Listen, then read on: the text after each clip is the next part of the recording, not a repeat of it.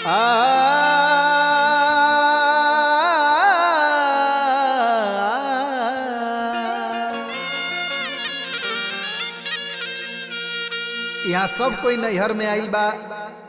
एक दिन सब कोई के पियावा ससुरा बुलाई। सब माया के नगरी बा। बेटा बेटी पतोह माई बाबू सब कोई माया के नगरी बा। एक दिन ही माया के नगरी त्याग के चल जाएगा बा सब कोई के। बात उहे बा कि राम नाम भजल ओही में बेड़ा पार बा। का भाव बा कवि के कल्पना बा का। बासवा के डोलिया हो बासवा के डोलिया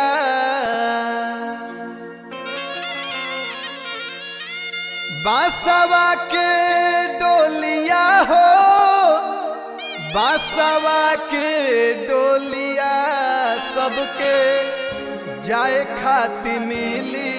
बासवा के डोलिया सबके जाए खाती मिली। बासवा के डोलिया बासवा के डोलिया हो बासवा के डोलिया बासवा के डोलिया हो बासवा के डोलिया सबके जाए खाती मिली। बासवा के डोलिया सबके जाए खाती मिली। बासवा के डोलिया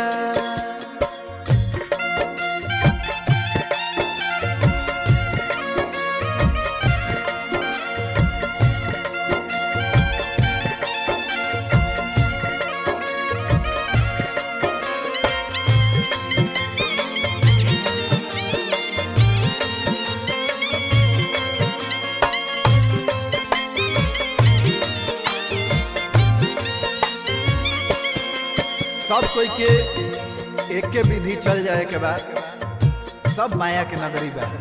मुट्ठी बांध के आइल बाड़ो हाथ पसार के जइब।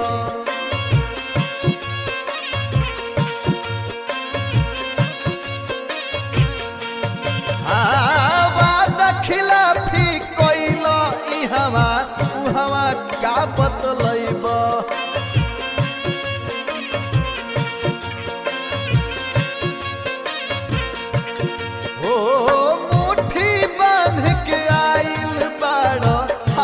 पसार के जइब वादा खिलाफी कइल इहवा उहवा का बतलइब।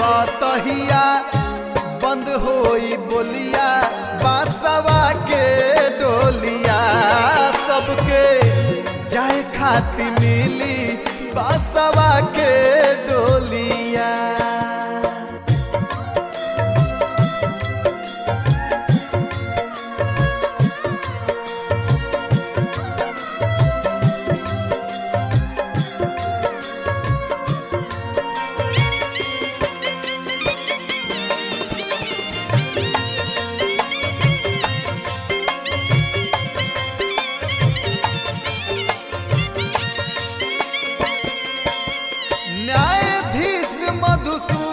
सगरो सुन के न्याय सुनई है।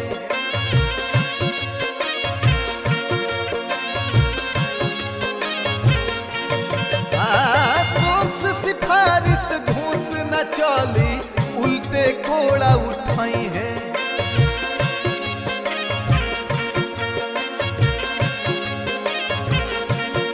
ओ न्यायाधीश मधुसूदन सगरो सुन के न्याय